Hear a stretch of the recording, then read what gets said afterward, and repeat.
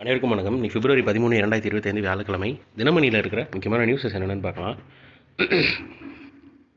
Headlines என்ன கொடுத்துருக்காங்கன்னா, அதிநவீன அணு உலைகள் உருவாக்கம் இந்தியா பிரான்ஸ் திட்டம்னு தெரிவிச்சிருக்காங்க. ஆக்கப்பூர்வமாக அணுசக்தி ஒத்துழைப்பின் கீழ் அதிநவீன அணு உலைகள் கூட்டாக உருவாக்க இந்தியாவும் பிரான்சும் திட்டமிட்டுள்ளன. 2047ஆம் ஆண்டுக்குள் அணுசக்தி மூலம் 100 ஜிகாவாட் மின் உற்பத்தி திறனை எட்ட இந்தியா இலக்கு நிர்ணயித்துள்ள நிலையில், பிரதமர் நரேந்திர மோடி, பிரான்ஸ் அதிபர் இமானுவேல் மேக்ரான் இடையிலான பேச்சுவார்த்தையில் மேற்கண்ட திட்டத்துக்கான பூர்வாங்க ஆவணம் கையொப்பமிடப்பட்டது. அப்புறம் பயங்கரவாதத்துக்கு கண்டனம், அமெரிக்காவுக்கு புறப்பட்டார் மோடின்னு தெரிவிச்சிருக்காங்க.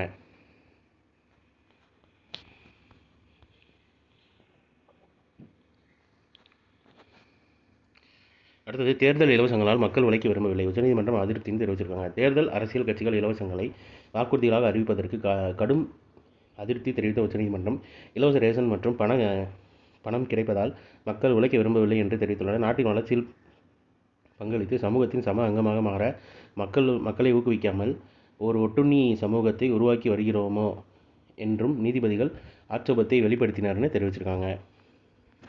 அப்புறம், சென்னையின் முதல் குளிர்சாதன புறநகர் மின்சார ரயில் விரைவில் பயன்பாட்டுக்கு வருகிறதுன்னு தெரிவிச்சிருக்காங்க. அது ஃபுல்லாக வந்ததுக்கப்புறம் அதை பற்றி எலாபரேட்டாக பார்ப்போம். அப்புறம், பெண்கள் பாதுகாப்பு செயலி விழிப்புணர்வுன்னு தெரிவிச்சிருக்காங்க. ஆவடி காவல் ஆணையரகம் சார்பில் பள்ளி கல்லூரி மாணவிகள் பெண்களிடம் அவர்களின் பாதுகாப்பை உறுதிப்படுத்த அறிமுகப்படுத்தப்பட்ட காவல் உதவி செயலியின் பயன்பாடு குறித்து விழிப்புணர்வு பிரச்சார முகாம் புதன்கிழமை நடைபெற்றது. அதாவது காவல் உதவி அந்த செயலி பேர்.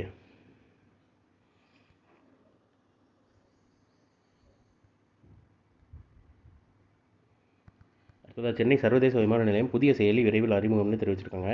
விமானங்கள் குறித்த விவரங்கள் மற்றும் விமான நிலைய வழிகாட்டுதலுக்காக சென்னை சர்வதேச விமான நிலையம், சென்னை இன்டர்நேஷனல் ஏர்போர்ட்னு சொல்லி புதிய செயலி விரைவில் பயன்பாட்டுக்கு கொண்டு வர உள்ளதுன்னு தெரிவிச்சிருக்காங்க. 2 ஆப் பற்றி பார்த்துருக்கோம். ஃபஸ்ட்டு போலீஸ் சம்மந்தமாக, அடுத்து வந்து ஏர்போர்ட் சம்மந்தமாக. சாரி, எனக்கு கொஞ்சம் கோல்டு இருக்கிறதுனால கொஞ்சம் நியூஸ் நேர்த்து வாசிக்க முடியுது, கொஞ்சம் அட்ஜஸ்ட் பண்ணிக்கோங்க. முடிவும் இடையூறும் முற்றியாங்கு எய்தும் படுபயனும் பார்த்து செயலை முடிக்கும் வகையும் வரக்கூடிய இடையூறும் முடிந்தபோது கிடைக்கும் பெரும்பயனும் ஆகியவற்றை ஆராய்ந்து செய்ய வேண்டும்னே வினை செயல் வகை அப்படின்ற அதிகாரத்தில் திருவள்ளுவர் சொல்லியிருக்காரு. அடுத்ததாக, ஆளுநருக்கு எதிரான தமிழக அரசு வழக்கில் 12 கேள்விகளை எழுப்பிய உச்சநீதிமன்றம் மசோதாக்களுக்கு ஒப்புதல் வழங்காத விவகாரம்னு சொல்லி எலாபரேட்டாக கொடுத்துருக்காங்க. டைம் இருக்கிறவங்க இதை கண்டிப்பாக வாசிச்சு பாருங்கள். ஃபார் எக்ஸாம்பிளுக்கு நான் ஒரு கொஸ்டின் வாசிக்கிறேன் பாருங்க.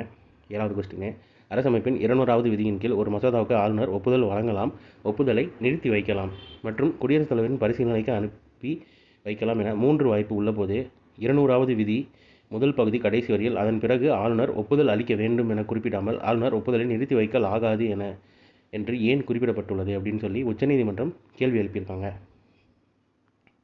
இந்த மாதிரி ஒரு 12 செட் ஆஃப் கேள்விஸ் இருக்குது. அது என்னென்ன கேள்வின்னு பார்த்துக்கோங்க. என்னென்ன ஆர்டிகல்ஸ் உள்ள இன்க்ளூட் ஆகுதுன்னு பார்த்தா நமக்கு ஈஸியாக ஞாபகம் இருக்கும். அடுத்து,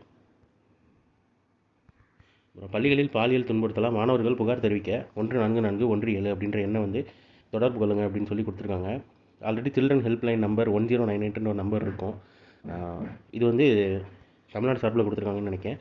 ஸோ 144117 அப்படின்ற எண்ணுக்கு புகார் தெரிவிக்கலாம் அப்படின்ற மாதிரி தெரிவிச்சிருக்காங்க.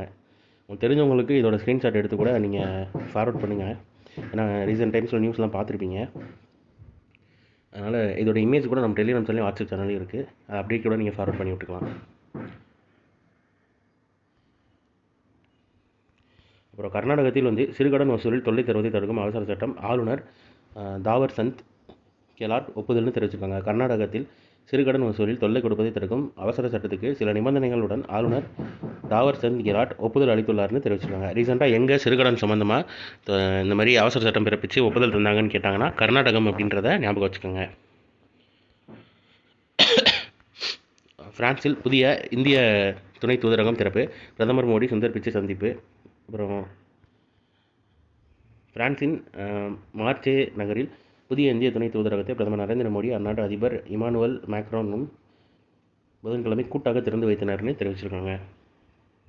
விரைவில் 50 ரூபாய் நோட்டுகள் வெளியீடு, இந்திய ரிசர்வ் வங்கி அதாவது RBI, reserve bank of India ஆளுநர் சஞ்சய் மல்கோத்ரா கையொப்பத்துடன் 50 ரூபாய் நோட்டுகள் விரைவில் வெளியிடப்பட உள்ளது என RBI தெரிவித்துள்ளனர். அதாவது ஏற்கனவே இருக்கிற 50 ரூபா தான், பட் இப்போ மாறி இருக்கிற RBI ஆளுநர் சஞ்சய் மல்கோத்ரா அவரோட கையொப்பத்துடன் விரைவில் அந்த அவரோட கையெழுத்தோட கூடிய அந்த 50 ரூபா நோட்டு வெளிவரும் அப்படின்ற மாதிரி தெரிவிச்சிருக்காங்க.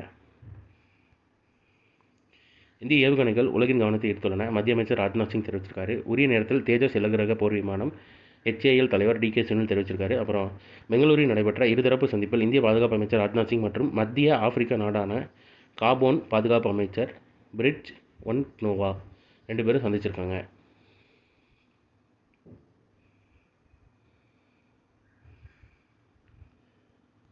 அடுத்ததாக ஊழல் தரவரிசையில் இந்தியா பின்னடைவு 96வது இடம், டென்மார்க் முதலிடம்னு தெரிவிச்சிருக்காங்க. ஊழல் குறைந்த முதல் 10 நாடுகளில் டென்மார்க், பின்லாந்து, சிங்கப்பூர், நியூசிலாந்து, அப்புறம் Luxembourg, Norway, Switzerland, Sweden, Netherlands, Australia, Iceland, அயர்லாந்துன்னு கொடுத்துருக்காங்க. ஊழல் மிகுந்த கடைசி 5 நாடுகள்னு சொல்லி கொடுத்துருக்காங்க.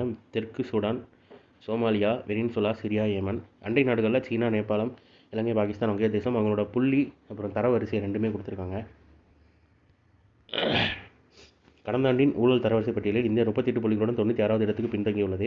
கடந்த 2023ஆம் ஆண்டில் 39 புள்ளிகளுடன் 93வது இடத்திலும், 2022ஆம் ஆண்டு 40 புள்ளிகளுடன் 85வது இடத்திலும் இந்தியா இருந்தது குறிப்பிடத்தக்கது. இதில் 100 புள்ளிகள் பெற்ற நாடுகளில் ஊழலற்ற நாடுகளாக 0 புள்ளிகள் என்பது ஊழல் மிகுந்த நாடுகளாக கருதப்படுகின்றன. அதன்படி பட்டியலில் இந்தியாவின் புள்ளிகள் குறைந்து வருவதால் ஊழல் தரவரிசை பட்டியலில் இந்தியா பின்னுக்கு தள்ளப்பட்டு வருகிறதுன்னு தெரிவிச்சிருக்காங்க.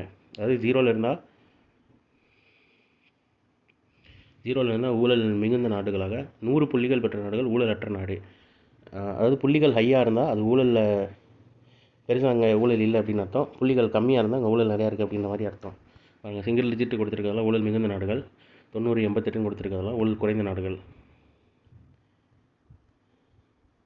அப்புறம் முன்கூட்டிய பூமி திரும்பும் சுனிதான் தெரிவிச்சிருக்காங்க. போயிங் நிறுவனத்தின் ஸ்டார்லைனர் விண்கலம் மூலம் கடந்த ஆண்டு சர்வதேச விமான நிலையம் சென்ற அந்த விண்வெளி கலம் பழுதானால் அங்கேயே சிக்கியுள்ள இந்திய வம்சாவளியை சேர்ந்த அமெரிக்க விண்வெளி வீரர் சுனிதா வில்லியம்ஸ், அவருடன் சென்ற மற்றொரு நாசா வீரர் பட்ச் வில்மரும் புதிய தொழில்நுட்பத்தின் கீழ் மார்ச் மாதமே பூமி திரும்புவார்கள் என நாசா அறிவித்துள்ளது. ஸ்பேஸ் நிறுவனத்தின் விண்கலம் மூலம் அவர்கள் வரும் ஏப்ரல் மாதம் தான் பூமிக்கு அலத்தரப்படுகிறார்கள் என்று முன்னர் அறிவிக்கப்பட்டிருந்ததுன்னு தெரிவிச்சிருக்காங்க.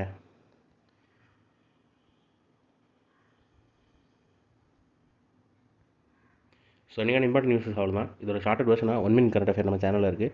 வேணுங்கிறவங்க அதை யூட்டிலைஸ் பண்ணிக்கோங்க. மேலும் இன்னொரு நியூஸ் வீடியோவில் சந்திப்போம். தேங்க்யூ.